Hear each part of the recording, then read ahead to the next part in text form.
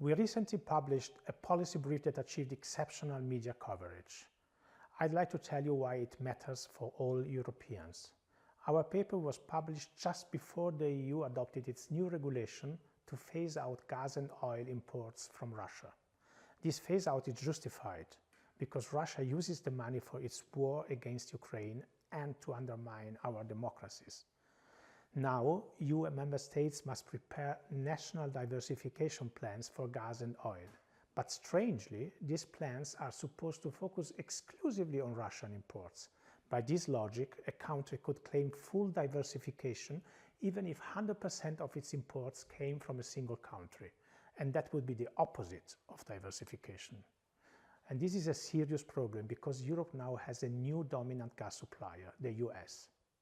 To make this more visible, we provided for the first time figures on the gas import portfolio of the entire European Economic Area, EEA, including Norway. And this matters because conventional EU statistics that treat Norway's huge gas production as external obscure the shifts between the other suppliers.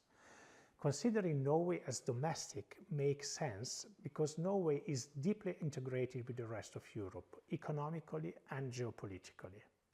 In 2025, almost 40% of the EEA's LNG imports came from the USA. The US share, black in the charts, is increasing with astounding speed, and this exposes Europe to price volatility and geopolitical pressure. We all know that the unity and independence of Europe are under threat. These charts show all EEA gas imports, not only LNG, and we see a clear trend reversal in mid-22.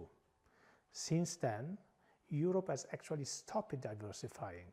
The two dominant suppliers, the USA and Russia in black and gray, have ever larger shares, while all other suppliers, in purple in the chart, are losing market shares.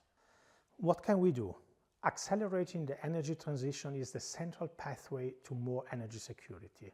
Our own renewable sources, electrification and energy efficiency make Europe more resilient.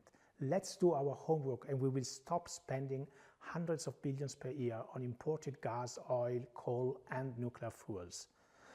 But for the coming decade at least, Europe's gas supply security will remain crucial. We cannot rely only on the USA. A balanced gas supply security strategy requires a reasonable definition of diversification.